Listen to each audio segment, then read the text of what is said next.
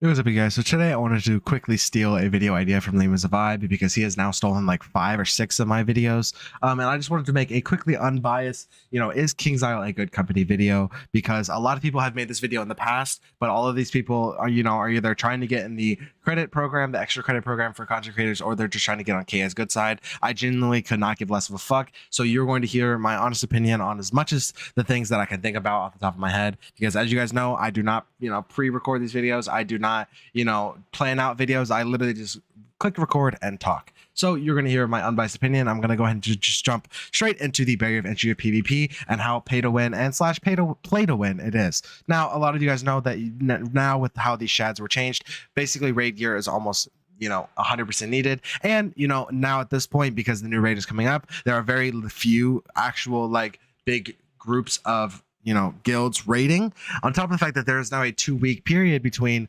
joining raids. So you can't just leave guilds and join other friends guilds. You have to stay in them. So if your guild is not raiding, you're kind of shit out of luck for 2 weeks.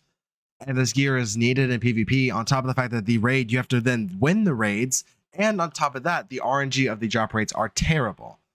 Okay, raid gear, don't even get me started because it takes way too long to actually get, and it's complete RNG.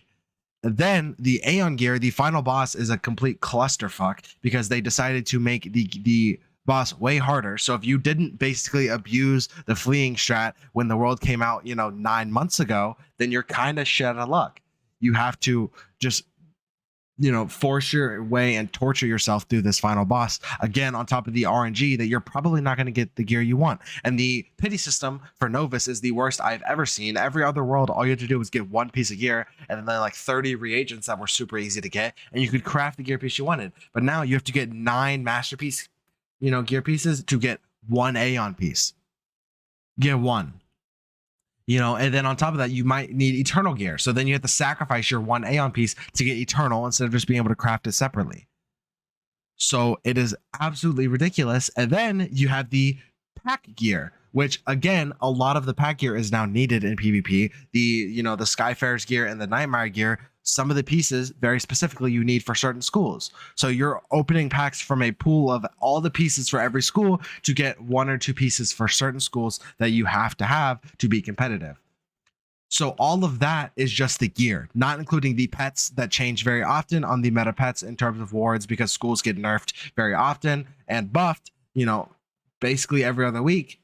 And then you have the spell element system, which again is pay to win because you have these packs that drop these spell elements that are locked behind key bosses, and keys are no longer easy to acquire because you have to play a fuck ton of Beast Moon or Decathlon or PvP to even craft a few keys, and that's not even going to get you anywhere near max tier because they took gold keys out of almost every single drop pool to force you pretty much into needing to buy the packs, because they are a money hungry company. And that also is reinforced by the performative bullshit we have in the crown shop. All of these, pride items. Now, I'm not saying pride is a bad idea. That is not what I'm saying. Okay. It is a good thing, but every single game that puts pride, items into their game, 99.9% of the time it is free. The company does not profit off of it at all. They advertise the LGBTQ items and they gain player base and they make money through that. They don't charge for it. Wizard101 is charging for it because they know that no one is playing the game. A little rainbow sticker that you can shove on your wall in your house is not going to make you come back to this game. It's just not. And they're hosting these events and these live streams for Pride, where, as far as I know, none of the money is getting donated. And while, that might be wrong, correct me if I'm wrong in the comments, but I know 100% of it's not, when it should be.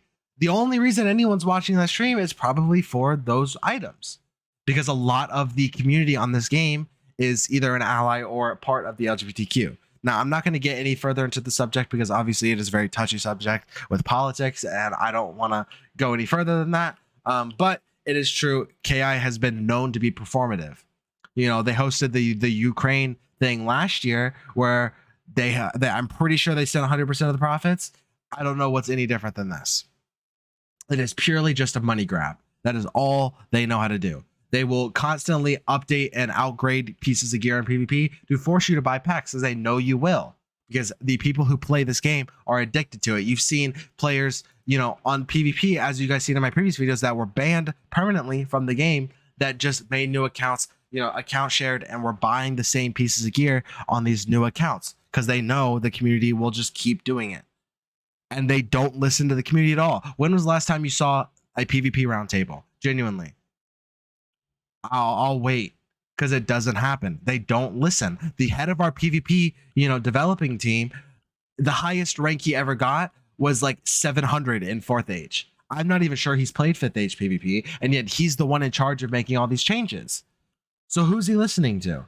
We know that there's a developer Discord that has a few content creators, but honestly, at this point, I'm not even convinced they listen to them. I'm really not. All that happens now is they make a few changes and a few bans every few weeks. That is all we see now in PvP. The game mode is completely dried out. Beast Moon's, you're not seeing new players. It's the same people running Beast Moon. Decathlon has been the same thing since it came out. What is changing? We're getting a new raid that's going to be play to win. You're going to have to grind the absolute living fuck out of it just to be able to play PvP at the highest level, just for the gear to then be outshadowed by pack gear. So is KingsIsle a good company? Fuck no, they're not a good company. They're money hungry. It is a free-to-play advertised game where you get 3 hours out of the total 150 hours of content you get, and that's not enough for people to play that and be happy. They constantly run these little, first arc free events, but no one's going to go any further than that because they don't know, what sits for them at max. All they hear is content creators and stuff like that saying no. It's not a good company because the max level, the in-game content is bad. So you can make first arc free all you want. That's not going to get a large group of people to actually come back to the game. It just simply is not going to happen. You have to focus on fixing the game for the people who pay to play your fucking game before you try to get people to play it for free. People have been saying that this game should be free to play for years because there's absolutely no reason why you advertise it as free to play, yet 99% of the shit is not free to play. Pets are not free to play. Everyone knows that it's way, way easier to just pay a little bit of money to make the pet because you don't want to have to wait 2 to 3 weeks to make one pet that is then going to just be outshadowed because there was an update and the meta changed and now you need a different one. There's no one's gonna free to play packs because there's no free to way to get packs. You have to garden for empowers and then go to black market discords to then buy packs like that. That is the most free to play way to get gear like Skyfarers because it's not the gauntlet. At least Nightmare was in a gauntlet. Now the gauntlet was not free to play, obviously, but it was just how it was, and they're not gonna stop because they don't have to. So the only way to truly get them to realize what the fuck they're doing is stop paying to play the shit game. Find other stuff to do, and maybe eventually they'll realize, hey, maybe our game should be more free to play. Literally all they have to do to continue to make money is make the subscription model behind the member benefits. Make the member benefits that are every week behind subscription model, but make the game free to play. I would pay to get the membership benefits. I know a lot of people would too. So, most honest answer, is KingsIsle a good company? Absolutely not. It's a fucking horrible company, and as are most companies now in the game anyway. Most companies are like that, and that's just the way it is. So hopefully you guys enjoyed. If you have any other topics or things that I missed in this video, feel free to drop them in the comments, and I will see you guys in the next one.